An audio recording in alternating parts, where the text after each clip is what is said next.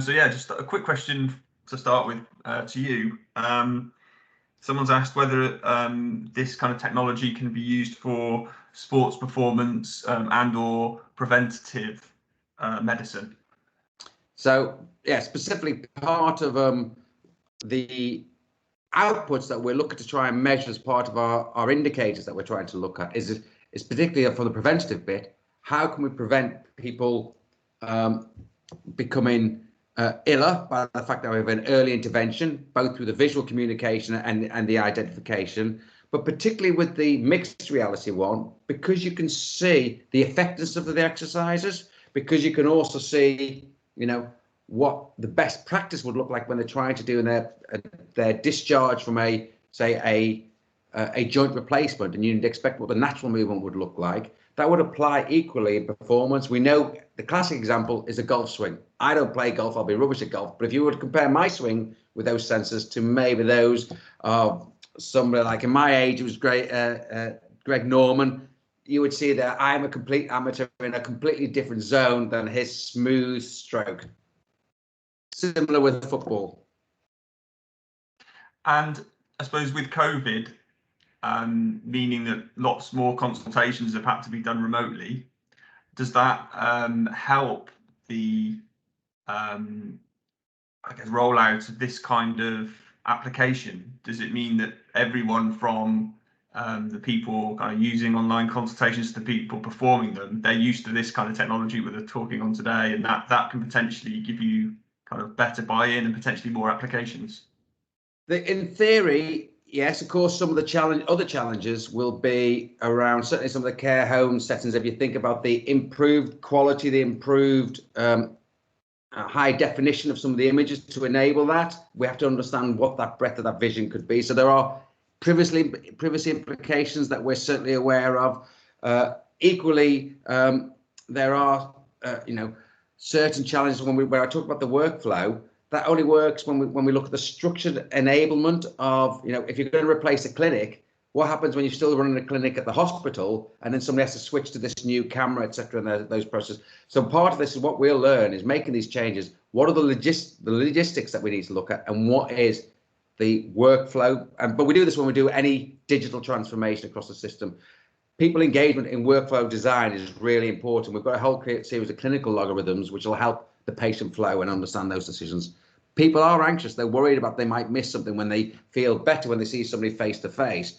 But actually, we miss out things just as much face to face as we do in those other areas as well. Interesting. Thank you very much.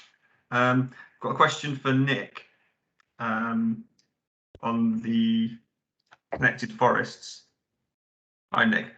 Hey. Were there any challenges you faced that you weren't expecting in the project, and also specifically in terms of, because it is a forest, does that have any effect on the kind of 5G connection or the mobile connection? Yes and yes, I think is the answer to your two questions then, John. So it's a very precious environment, and it is rightly extremely protected. What that means, Taufik touched on it, what that means is you can't touch a tree. So whereas there's been some exploration of basically satellite related, but this kind of stuff in commercial forests, it works fine because you can knock a sensor into the side of a tree and you can measure its sap moving up and down. But you can't do that on the major oak. You would get slaughtered, literally, I think, if you even thought about it. But it's more complex than that because the soil is protected, the ground is protected, so you can't put a post in. So the idea that you would knock a line of small beacons down a footpath, no. You have to get permission from Forestry England and English Nature and a collection of other owners and parties for each individual hole.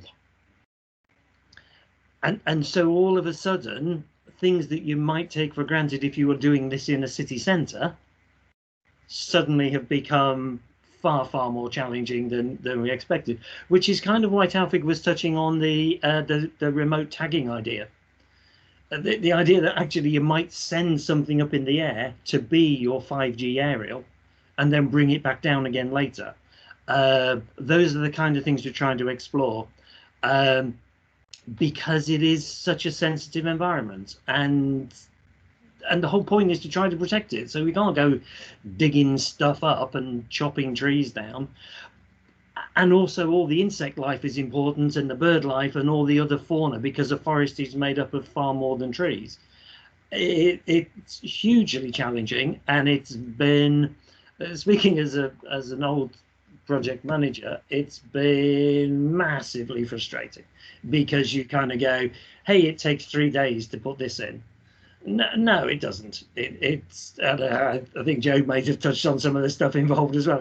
It takes months and months and months of talking to people before you can even start to think what the answer might be. And that's the reality. And so it's probably one of our biggest lessons learned. The what you can't do as much as what you can. Interesting. Jaffa talked about the capability of 5G. Actually, lots of 5G stuff doesn't like wood, it doesn't like moisture, and it doesn't like things flapping around in front of it like leaves. So again, how do you deal with that? That's why we're doing a trial, to try to find some answers to this. Excellent. And yeah, I think people commented on the AI and the image kind of classification of the fires. So a lot of people interested in that, including myself. That was very interesting. And then just a quick question. It's very clever. Yeah, very clever. Can see that being extremely useful for for obviously fire detection, but other applications as well. So that's wonderful. And in answer to Vicky's question that's just bounced up, one of the things we're going to look at at the end of this is to see what we've been able to achieve, and then do some kind of a desk exercise to say, well, if you've been able to do that with 5G, might it have still worked if you'd have just used satellite? As a desk exercise, it costs £10,000 to do it that way and £5,000 to do it, that kind of exercise. We aren't going to commission satellite data within the lifetime of this project, but we may do future ones. Excellent. Oh, that's really interesting. Excellent, thank you. And yeah, just a quick question for Paul. If Paul's online.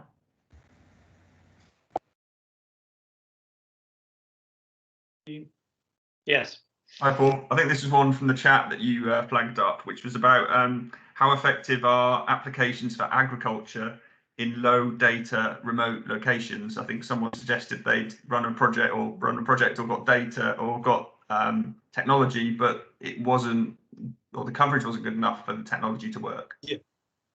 I mean, and this is the reason. I mean, our project is centred in Scotland, and there was other chat in there about, well, effectively, won't there be ubiquitous 5G coverage to help rural stakeholders and agriculture in particular respond to Brexit, climate change, net zero? We have to start acquiring data now from the green spaces, and we can't wait for the perfect technology. So we're deploying LoRaWAN, which is ultimately the lowest bandwidth of anything we've talked about today.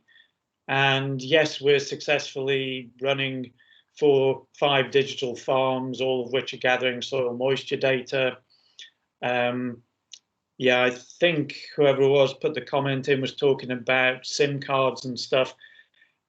Yeah, if you have poor digital connectivity, your digital tool won't work. And we've chosen to deploy LoRaWAN across Scotland to fill in the gaps, and so that anybody in our farming community can gather data, modernise and make more informed decisions. But that's equally the same for our Environment Agency, our railways. They all have rural assets which are out with any form of comms in the next 5 years. So we're working with all of these parties to make it ubiquitous, and that we don't have a digital divide which is growing already in rural. So yeah, more than happy to talk about low bandwidth sensors, but as I said, it's a bit like the lion or the mouse in the lion's den in this one. That's great. That's wonderful. That's good to see that, you know, rural areas are being considered, or at least you're looking at solutions for the rural areas. at the end of the day, there will be a better technology than LoRaWAN. But if we wait until the perfect technology is ubiquitous, we won't have made rural smarter and appreciative of what data can do for it.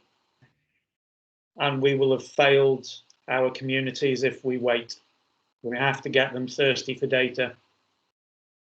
Yes, I like that. Thirsty for data. Yeah. Thank you very much. Thanks to all the speakers for those sessions, those quick talks. It's fantastic. A lot of information in a short time there. Thank you.